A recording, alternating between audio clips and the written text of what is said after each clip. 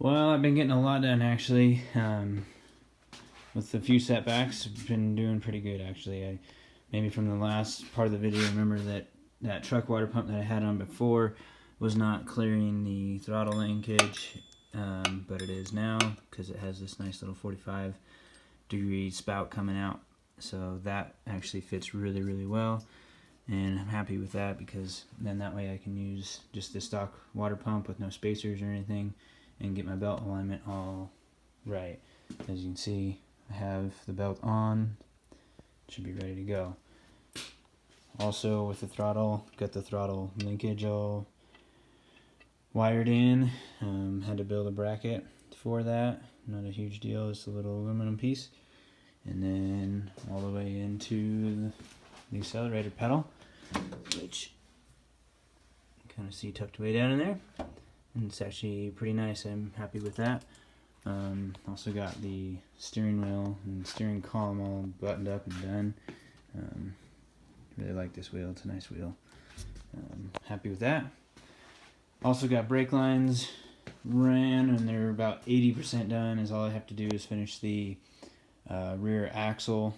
I just got to run the lines on top of the rear axle there and get them tied into the line running into the back.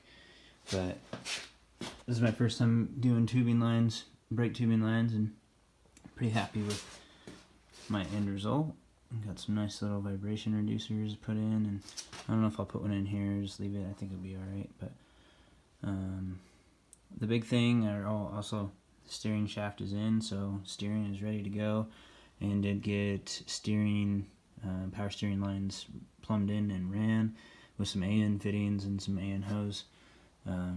Those are nice and pretty. I really like how that turned out. On the return line, I actually had to, I cut the old return line out that would have just been like a hose clamp style, and I drilled it out and put a bulkhead fitting in to where I could have nice AN lines on everything. So happy with how that turned out. The big thing that I've been working on and has been kind of really kicking my butt, crawl underneath the car here. I've been working on the exhaust, and it's maybe 75% done as well. But try to get the lighting good here.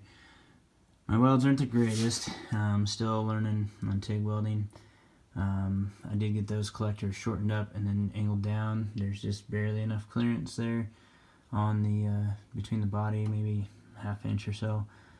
And then made a custom Y pipe, or not Y pipe, an X pipe actually. Kind of see it here. I had to do all this custom because there's no parts that just fit off the shelf. My welds have good penetration, they're just not very pretty. I'm still working on my consistency mostly and controlling my heat a little bit. I'm just kind of all over the place, I think, with my heat, and then I'm just kind of getting puddled up and getting all weird like.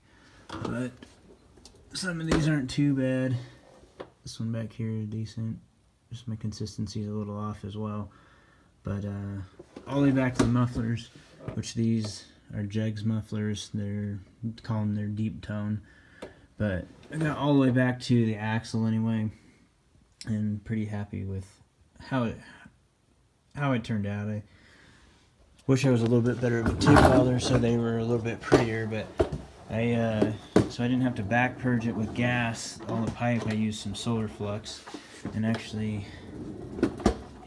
you can probably see it. Yeah, you can see the solar flux that I have in there, and that solar flux, when you weld it, it acts as a protectant to while you're welding to back purge it, so you don't have to have argon gas, which is just really expensive. I've been spending so much money on argon lately that solar flux ended up saving me a lot of money to use it as a back purge and to protect the backside of the weld, because if you don't protect the backside of a stainless weld, it'll sugar up and basically oxidize with the oxygen in the air.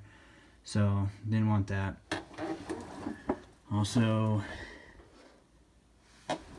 lighting's not very good here, but I got the fuel pump installed and mounted up along with the fuel filter, and fuel lines are run. The only thing that I don't have finished is the return line.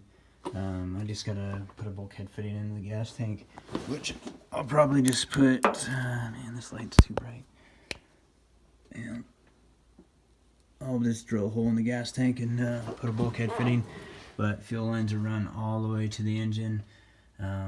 So moving along, just kind of slow going, just running into some issues here and there.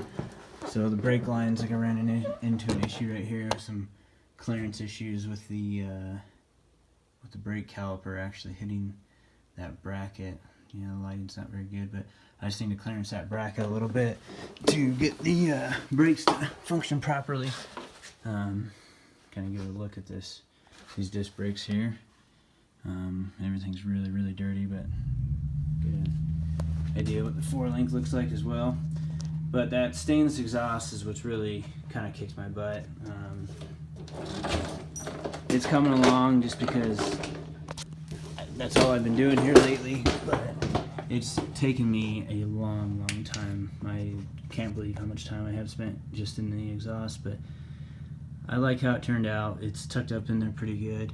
I will have to make a custom X-brace or buy a new X-brace to clear the exhaust. I guess that's a common issue with convertible Camaros, that when you upgrade the exhaust, the bigger pipes will not clear the X-brace that goes underneath there, which it goes like right in the center right here. So I'll have to do that. I'll probably just build one, save a little bit of money. But yeah, well, I think that's about it that I've gotten done here recently. I haven't been filming a lot of it. I do have some pictures that I'll post up, but it's getting close to starting. Next I need to kind of finish some wiring. I did get the battery cable ran to the starter. You can kind of see here this red braided line running along with the fuel lines. And the fuel lines come up to the intake manifold, through the rails, back to fuel return line, and back to the tank.